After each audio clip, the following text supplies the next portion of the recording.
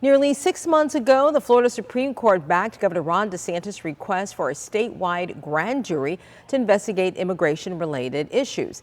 Investigator Katie LaGrone checks in on where the state's secret probe should be and why some advocates believe it's unfairly targeting children.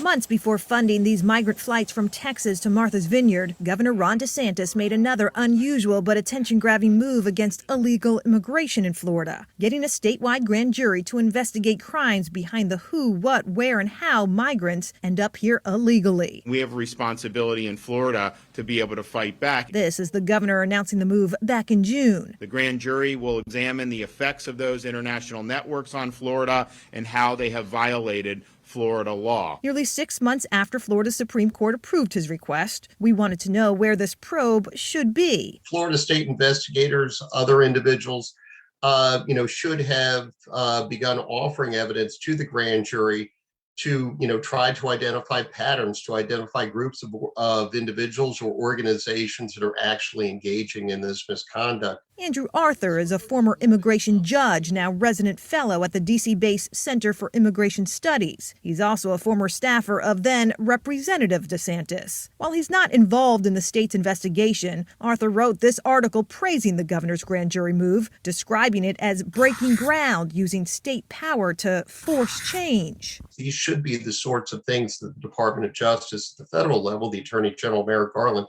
should be investigating, and yet there seems to be a marked lack of interest in these things, even though we know that, the human carnage is real. More often than not, a grand jury is to bring criminal charges, but more and more they're used for political purposes in order to draw attention to particular issues. Stephen Crawford is a Tampa-based criminal defense attorney who's also not involved in the state's probe. Given that this immigration is a federal issue, what is a state grand jury actually going to accomplish? Well, that's an excellent question. Most of us have said nothing. What authority are they going to have to tell the federal government what to do?